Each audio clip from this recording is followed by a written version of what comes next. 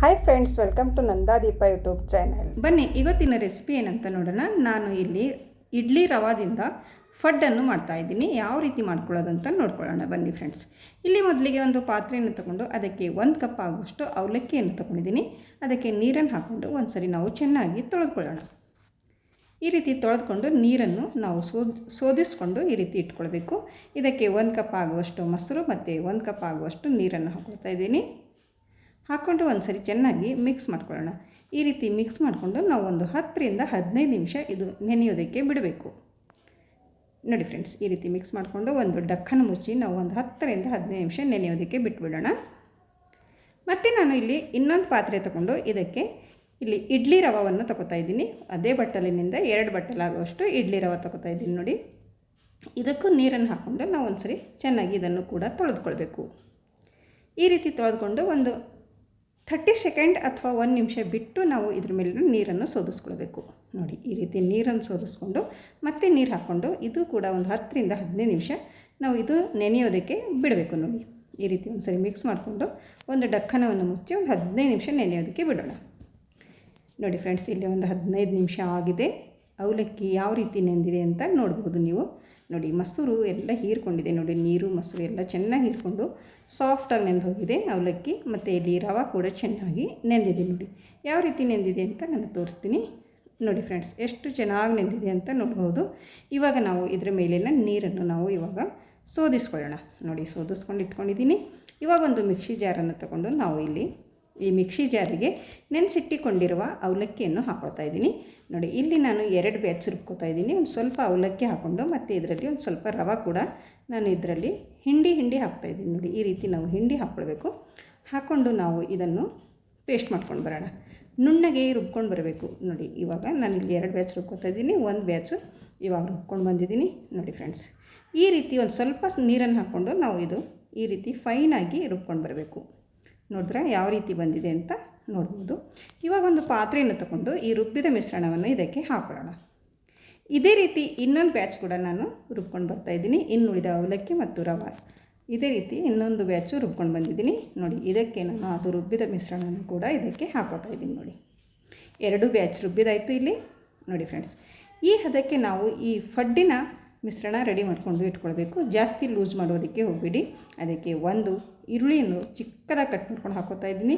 ಒಂದು ಅರ್ಧ ಕ್ಯಾಪ್ಸಿಕಮು ಮತ್ತು 1 ಕ್ಯಾರೆಟನ್ನು ಈ ರೀತಿ ಮತ್ತು 1 ಟೊಮೊಟೊ ಎಲ್ಲ ಚಿಕ್ಕದಾಗಿ ಕಟ್ ಮಾಡ್ಕೊಂಡಿದ್ದೀನಿ. ನೋಡಿ, ಒಂದು ಖಾರಕ್ಕೆ ಒಂದು 2 ಮೆಣಸಿನ್ಕಾಯಿ ಮತ್ತು ಒಂದು ಸ್ವಲ್ಪ ಕರಿಬೇವಿನ ಸೊಪ್ಪನ್ನು ಕಟ್ ಮಾಡ್ಕೊಂಡಿದ್ದೀನಿ. ಮತ್ತು ನಿಮ್ಮ ಹತ್ರ ಕೊತ್ತಂಬರಿ ಇದ್ದರೆ ಅದನ್ನು ಕೂಡ ನೀವು ಕಟ್ ಮಾಡ್ಕೊಂಡು ಹಾಕ್ಕೊಳ್ಬೋದು.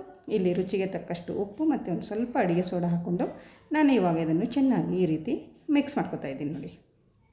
ನೋಡಿದ್ರೆ ಫ್ರೆಂಡ್ಸ್, ಇದು ಜಾಸ್ತಿ ಲೂಸ್ ಇರಬಾರ್ದು. ಈ ಮಿಶ್ರಣ ಒಂದು ಸ್ವಲ್ಪ ಗಟ್ಟಿನೇ ಇರಬೇಕು. ನೋಡಿ, ಈ ರೀತಿ ಒಂದು ಸ್ವಲ್ಪ ಗಟ್ಟಿ ಮಾಡಿಕೊಂಡು ನಾವು ಇದು ಒಂದು 10 ನಿಮಿಷ ನಾವು ಇದು ನೆನೆಯೋದಕ್ಕೆ ಬಿಟ್ಬಿಡೋಣ. ನೋಡಿದ್ರೆ ಫ್ರೆಂಡ್ಸ್, ಇಲ್ಲಿ ಒಂದು ಸ್ವಲ್ಪ ಮಿಕ್ಸಿ ಜಾರನ್ನು ತೊಳೆದುಕೊಂಡು ಹಾಕ್ಕೊಂಡಿದ್ದೀನಿ. ಜಾಸ್ತಿ ಗಟ್ಟಿ ಅನ್ನಿಸ್ತಾ ಇತ್ತು, ಅದಕ್ಕೋಸ್ಕರ ಒಂದು ಸ್ವಲ್ಪ ನೀರನ್ನು ಹಾಕ್ಕೊಂಡು ಮಿಕ್ಸಿ ಜಾರಿಗೆ ಸ್ವಲ್ಪ ನೀರನ್ನು ಹಾಕ್ಕೊಂಡು ತೊಳೆದುಕೊಂಡು ಹಾಕ್ಕೊಂಡು ಈ ರೀತಿ ನಾವು ಒಂದು ಡಕ್ಕನವನ್ನು ಮುಚ್ಚಿ ಒಂದು 10 ರಿಂದ 15 ನಿಮಿಷ ನಾವು ನೆನೆಯೋದಕ್ಕೆ ಬಿಟ್ಬಿಡೋಣ. ನಾವೇನು ಚಟ್ನಿ ಮಾಡ್ಕೊತೀವಲ್ಲ ಅಲ್ಲಿವರೆಗೆ ನೆನೆಸ್ಕೊಂಡ್ರೆ ಸಾಕು. ಜಾಸ್ತಿ ಏನು ಟೈಮ್ ಬೇಡ.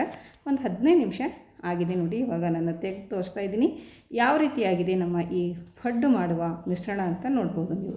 ನೋಡಿ, ಒಂದು ರವೆ ಎಲ್ಲ ಹೀರ್ಕೊಂಡಿದೆ. ನೋಡಿ, ಗಟ್ಟಿಯಾಗಿದೆ. ನೋಡಿ, ಮೊದಲಿನಕಿನ್ನ ಇವಾಗ ಗಟ್ಟಿಯಾಗಿದೆ.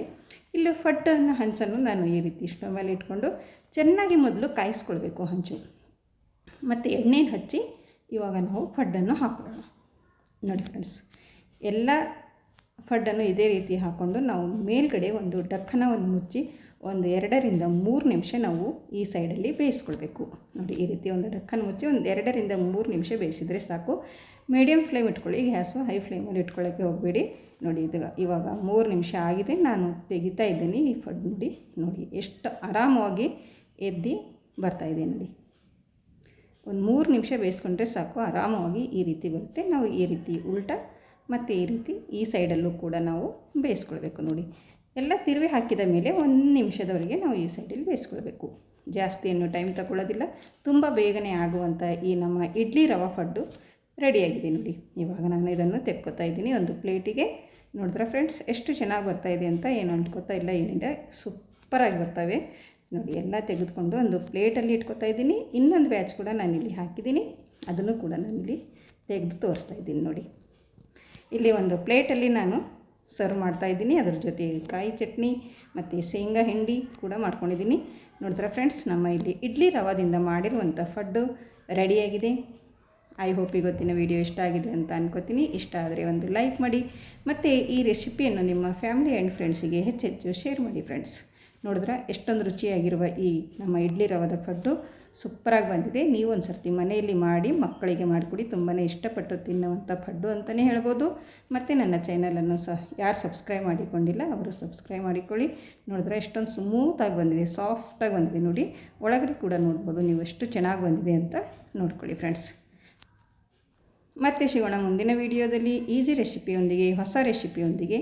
ಅಲ್ಲಿವರೆಗೂ ಓಕೆ, ಬಾಯ್ ಬಾಯ್ ಫ್ರೆಂಡ್ಸ್.